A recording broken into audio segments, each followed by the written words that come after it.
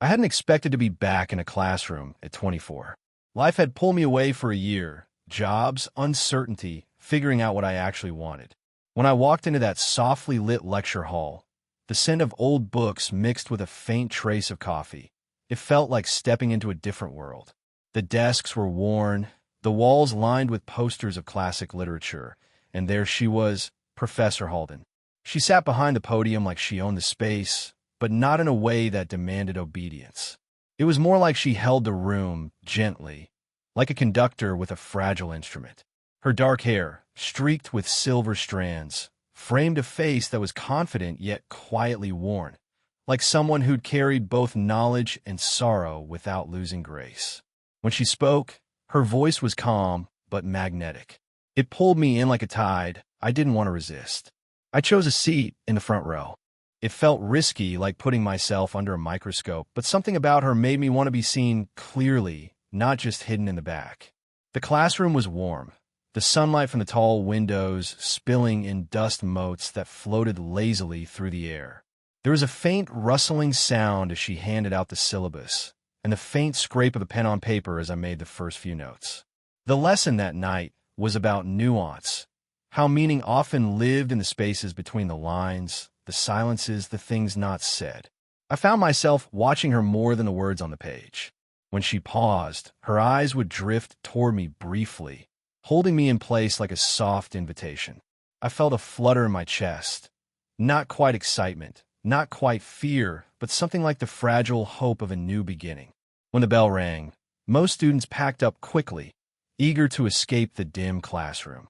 But she lingered, gathering her papers with slow, deliberate movements. Her eyes caught mine, and she smiled, just a small curve of her lips, but it felt like recognition. "Stay after for a moment," she said quietly. Her voice was low, the edges softened by something I couldn't quite name. I nodded, heart thudding in a way that was more anticipation than anxiety. As the room emptied, the air shifted. Suddenly the quiet was heavier, more intimate. She came closer, and I caught the faint scent of jasmine mixed with the comforting, musty smell of old books. Her hand brushed lightly against the edge of my notebook, lingering a heartbeat longer than necessary. I swallowed hard and realized this wasn't just a lesson in literature. It was the beginning of something I hadn't expected to find. Her eyes held a question, or maybe an invitation. I wasn't sure what I was walking into, but I knew it was real. And for the first time in a long time, I wanted to stay. I found myself arriving early for class, just to have a few extra minutes with her. The hum of conversation filled the hallways, but inside the classroom, there was a calm that felt almost sacred. The way she moved, deliberate, unhurried, made the space around her seem softer, warmer, like you could breathe easier just being nearby. One evening, after the lecture ended and most students had filtered out, I lingered by my desk, flipping through my notebook. My margin notes were scribbled in a mix of careful script and bursts of raw, impulsive thoughts. I didn't expect her to notice, but when she came over, she glanced down, eyes narrowing in interest. "You write like someone older than you are," she said, voice low and a little amused, but kind. "There's patience in your words." I looked up, meeting her gaze. There was a flicker there, something like surprise or maybe approval, but she quickly masked it behind a serene smile. Her presence was magnetic, like a quiet pull beneath the surface of a calm lake. As she stepped closer to retrieve a book from the shelf, her shoulder brushed mine. The touch was accidental, but electric, warm and fleeting, like a spark caught between fingertips.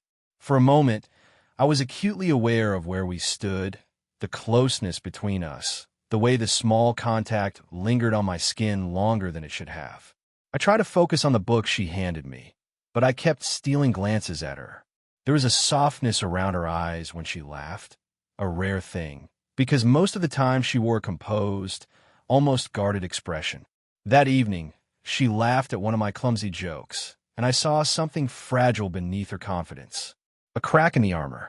Later, as the rain began tapping against the classroom windows, the world outside muffled in gray, the room felt even more intimate. The pattering sound became a steady rhythm that slowed my thoughts, pulled me into the moment. She caught me staring and didn't look away. Instead, her eyes softened, and I felt a quiet invitation to stay a little longer, to be present with her, even without words. That night, she spoke briefly about her divorce. A mention so casual, it felt like she was testing the waters, daring to share a shadow she usually kept hidden. Her voice was steady, but in her eyes, I glimpsed a quiet vulnerability, a weight she carried but rarely showed. It wasn't a plea for sympathy, more like an acknowledgement that even someone who seems unshakable can have unseen cracks. We shared a brief silence, and I realized how much I wanted to reach out, to offer something beyond my words. But instead, I just sat there, letting the rain fill the space between us, listening. In that silence, the margins of our story were beginning to take shape. Small touches, lingering looks, and the unspoken understanding that maybe, just maybe, there was something more beneath the surface of our lessons. That night, the air in the classroom felt thicker somehow, charged with a quiet energy I couldn't ignore. We had just finished a heated discussion about vulnerability in literature, the way characters reveal their true selves only when the world around them falls away. Her words echoed in my mind long after the bell rang. She looked at me then, her eyes steady and serious, and said softly, "Stay after. I want to show you something." There was no urgency, no pressure, just an invitation wrapped in calm certainty. I nodded, feeling my heart pick up speed, a mix of anticipation and a strange, gentle nervousness. The room emptied quickly, leaving behind the faint scent of chalk dust and the soft hum of the overhead lights. The late afternoon sun had faded, and the only light came from her desk lamp, casting long shadows and bathing the room in a warm amber glow. It felt intimate, almost sacred. She motioned me over to her desk, where a neat stack of papers lay waiting. She handed me a single sheet, the edges slightly worn, like it had been handled many times before. It was an unpublished essay she had written years ago, a piece raw with emotion, a confession hidden in prose. As I read, her voice came close, low, and almost hesitant. This was written before everything changed, before I learned how to protect myself. I looked up, catching a flicker of something vulnerable in her eyes, something she usually kept locked away. For a moment, the professional distance between us slipped. The air between us softened. "You remind me of who I used to be," she said, her gaze dropping just slightly, as if sharing a secret. I felt something in my chest tighten. "Maybe that version is still there," I replied quietly. The words hung in the air, delicate and fragile. I reached out to hand the essay back, and our fingers touched, just the briefest contact, but enough to send a quiet warmth through me. Her thumb brushed against my knuckle, lingering a second longer than necessary. It was a small, silent gesture, but it spoke volumes. It felt like a bridge between two worlds, the one she'd built to keep herself safe, and the one I was quietly hoping to enter. She looked up, meeting my eyes again, and for the first time, I saw a softness, an unspoken question. In that moment, time seemed to slow. The rest of the world, the students, the deadlines, the expectations faded away.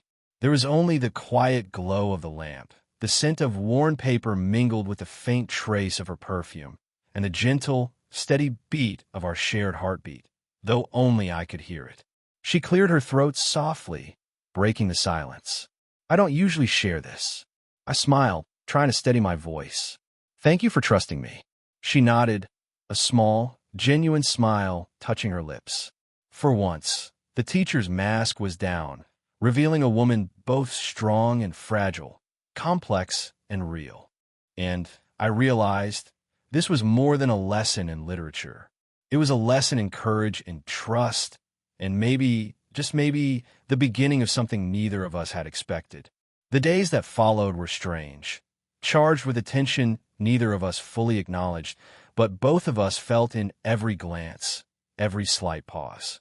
She seemed different, more guarded, like a dam holding back a river of feeling I could almost see rippling beneath the surface. I noticed it first in the way she hesitated before speaking, the brief flicker of something unreadable crossing her eyes when our hands brushed. There was a distance now, subtle but real, like a thin line drawn in the air between us. I wanted to cross it, to erase it, but I was also afraid of what might happen if I did. One evening, I stayed after class, as usual, hoping for one of those rare moments where the walls came down. But as she turned to answer a colleague knocking on the door, her posture stiffened immediately.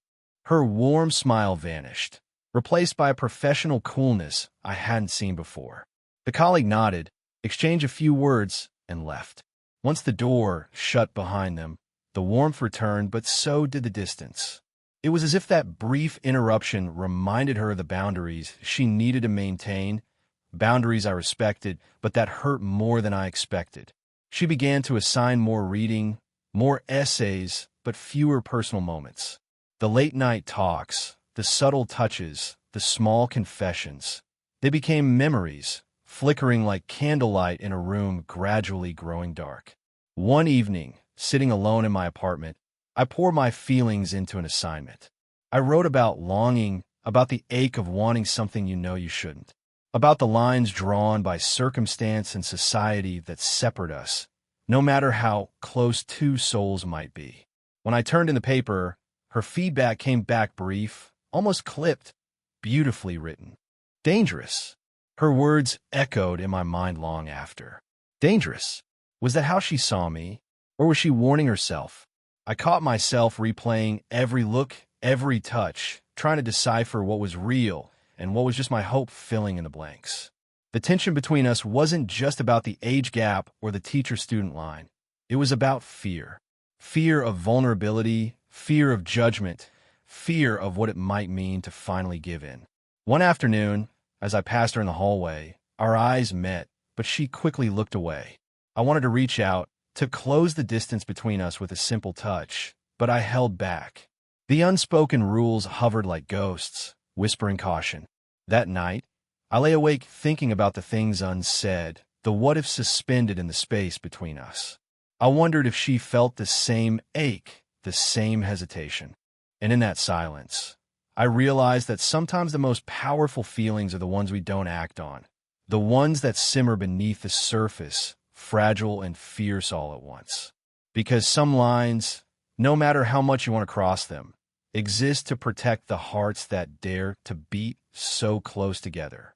It was one of those rare Fridays when the campus fell hushed, almost empty. The usual bustle of students and chatter had thinned to a soft murmur, and a gentle rain tapped steadily against the windows, casting blurry reflections on the polished floors. I found her still sitting in the classroom, the warm glow of the desk lamp spotlighting her focused expression as she graded papers.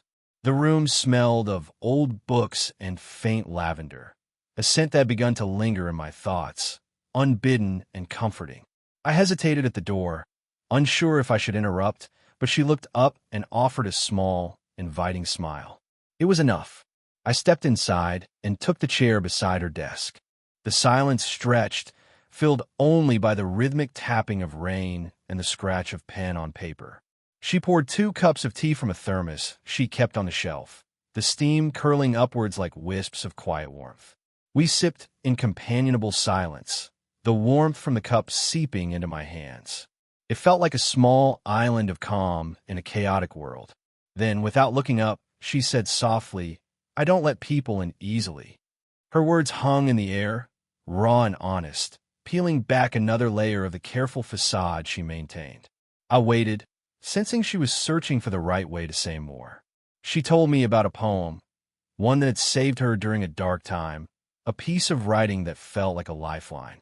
She recited it quietly, her voice trembling just slightly, and as I listened, I saw her in a new light, not just the confident professor, but a woman who had known pain and resilience in equal measure. I read the poem aloud after her, feeling the rhythm and weight of the words settle between us. When I finished, she watched me with something close to reverence, like I had touched a hidden part of her soul. "I'm the first person who's made me feel like I have something to say," I admitted, surprising even myself. The vulnerability in my voice was met with a soft, almost shy smile. Then, without thinking, she reached out and touched my face. Her palm rested lightly against my cheek, the warmth of her skin sending a quiet shock through me. It wasn't a kiss, not even close, just a simple, sincere touch that spoke volumes. Her eyes held mine, steady and searching, and in that moment, the world outside faded to nothing. The rain softened to a whisper, the glow of the lamp became a gentle halo, and I felt a fragile peace settle in my chest. When she slowly withdrew her hand, it left a trail of warmth, a silent promise, not of certainty, but of possibility. That night, walking home under the wet streetlights, I carried the memory of that touch like a secret treasure. The slow-building tension between us hadn't been broken, only deepened, richer and more tender. Because sometimes the smallest gesture is the one that opens the door. The weeks of quiet tension between us finally reached a breaking point one evening after class. The room was nearly empty, the fading light outside casting long, golden shadows across the floor. The usual hum of activity had died down, leaving only the soft rustle of papers and the distant murmur of footsteps in the hallway. She closed her textbook slowly, the faint scrape of the cover against the desk sounding impossibly loud in the stillness. I hesitated, heart pounding, unsure if I should speak or let the silence stretch a little longer. Then, as if reading my thoughts, she looked up and met my gaze. "There's something I've been meaning to say," she began, her voice low and steady, but tinged with an unmistakable vulnerability. "About us and the distance we keep." Her eyes searched mine, not with the certainty of a teacher delivering a lesson, but with the tentative hope of someone risking exposure.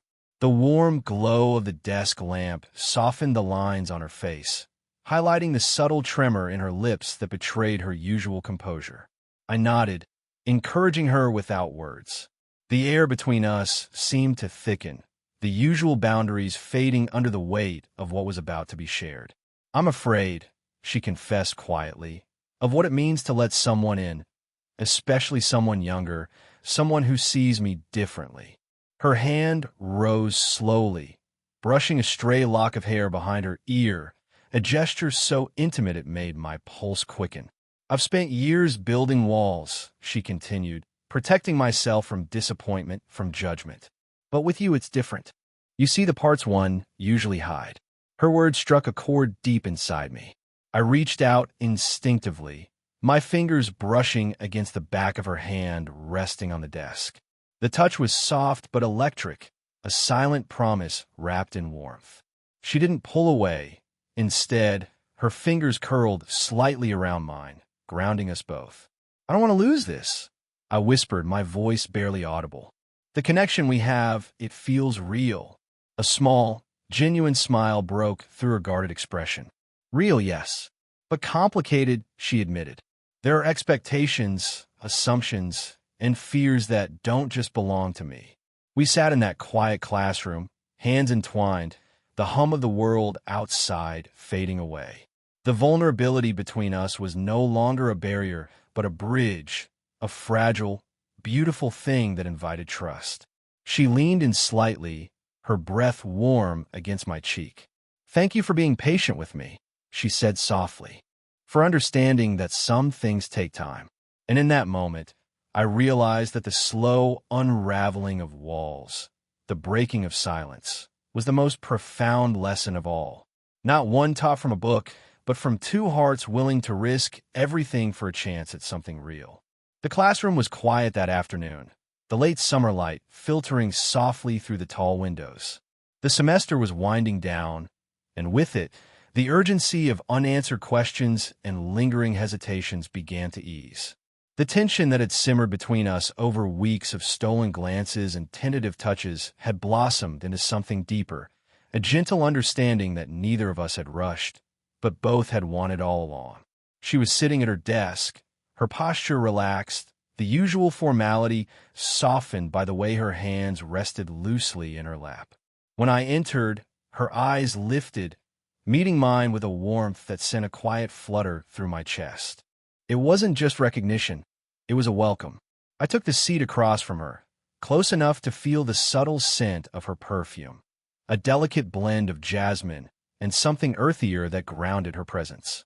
There was no need for grand declarations or dramatic moments. The air between us was calm, filled with the comfort of mutual respect and quiet affection.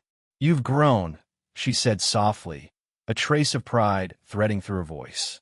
"Not just in your writing, but in how you see yourself. That's the real lesson."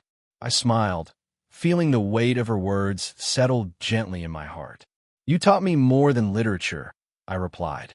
"You taught me how to be patient, with myself, with others." For a moment, the world outside the classroom faded completely. The only thing that mattered was the space we shared, the unspoken promises hanging in the air like invisible threads. She reached out then, her fingers brushing lightly against the back of my hand. The touch was deliberate but tender, like a question posed without words. I felt the warmth radiate through my skin, steady and reassuring. "I'm glad you stayed," she murmured, her eyes never leaving mine. "More than you know." I shifted closer, careful to respect the space between us, but close enough to feel the quiet strength of her presence. Her hand slipped into mine, fingers intertwining naturally, like they had always belonged together. There was no rush, no need to define what came next. We simply sat there, two souls who had crossed the invisible lines drawn by time and circumstance, discovering that sometimes the most profound connections grow quietly, in the margins between lessons, in moments shared without expectation. The bell eventually rang, but we didn't move immediately. The world was waiting outside, but inside this room, time felt infinite. She leaned her head briefly against my shoulder, and I could feel the steady beat of her heart, strong and sure. The warmth of her breath whispered against my skin, a soft reminder that we had both chosen to stay, to trust, to learn, and to open our hearts. As I looked out the window at the golden light spilling over the campus, I realized that this was more than a story about a teacher and her student. It was about courage, the courage to look beyond fear, to cross lines carefully, and to find something real and lasting in the quietest moments. And as the light faded outside, I knew that whatever lessons came next, we would face them together,